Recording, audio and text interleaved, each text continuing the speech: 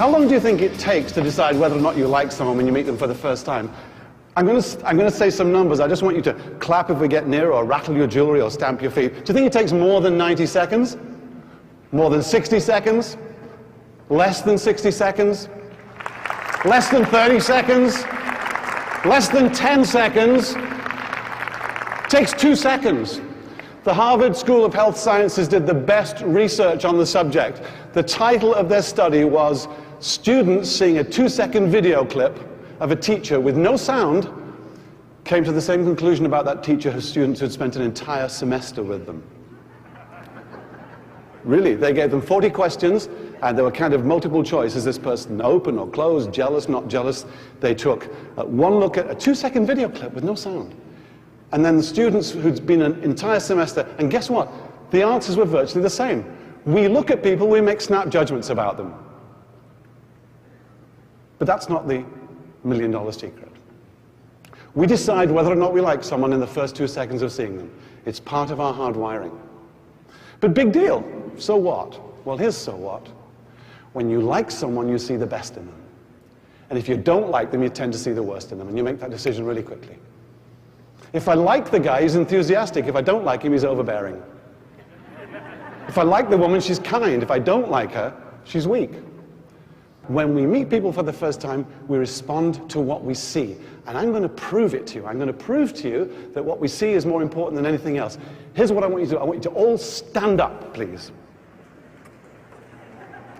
Can we bring the house lights up a little bit so we can see each other?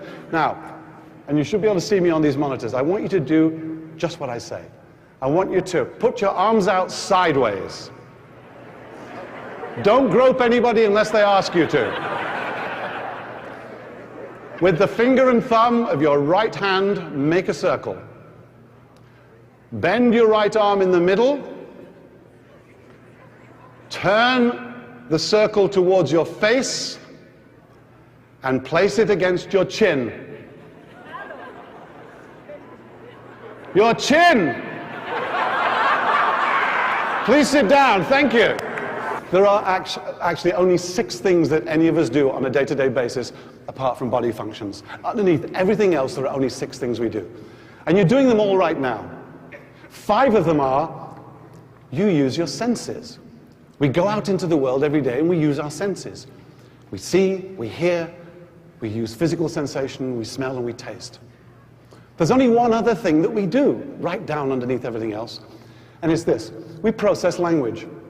We go into the world and we have experiences through our senses, and we put those experiences into words.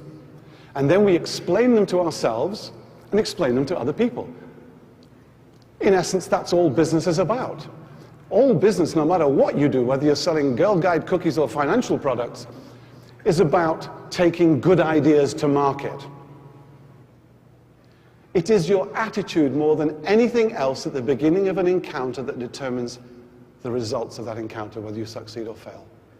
We pick up on attitude. When you greeted each other now, you are responding to the body language that comes with attitude.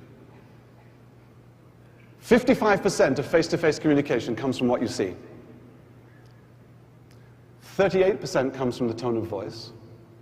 And only 7% comes from the words you use. So go figure, email for starters. Your attitude determines how your message is received. You know, we have this fight or flight response. We see someone for the first time. Basically in business, you're saying to yourself, is this person a threat or an opportunity? My next book, which is called How to Make Someone Love You in 90 minutes or less and Make It Last Forever, we call it, are you alarming or charming when someone sees you for the first time? The basic package that goes with alarming or charming, though, is this. When you meet someone for the first time, look them in the eye, smile, and open your body language. Really simple stuff, but you know, you go to an institution to do business, or you do business with someone, and they don't look at you, there's no trust there. And this is all about trust. This is all about trust and connecting. So, here's what you do. When you meet someone for the first time, look them in the eye, smile, and open your body language. Look them in the eye, smile, open your body language. Some people have trouble doing eye contact.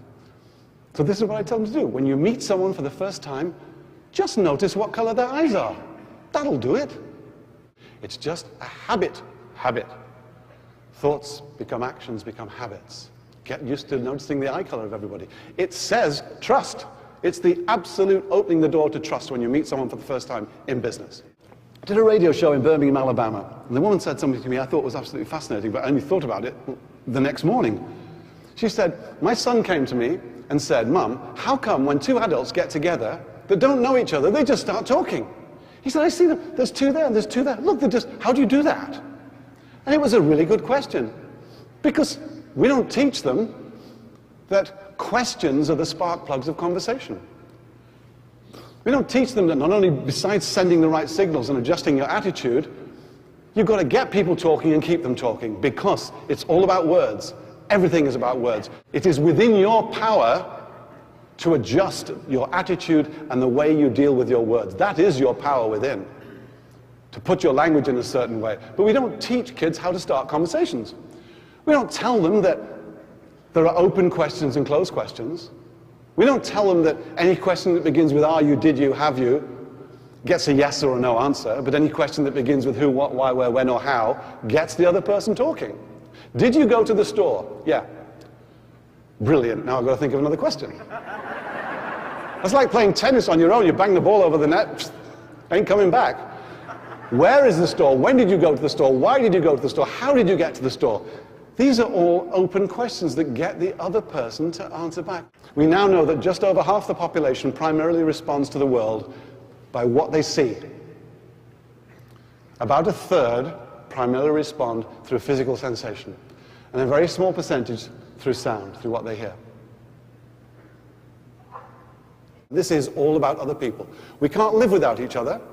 Our power within comes from us, and it's within our power to change it, to change the way you put your words and your experiences into your destiny. We can't live without each other. We educate, we invest for, we build for each other. And at the end of the day, other people make the hard times more bearable, and the good times much, much sweeter. Have a great, great, great day.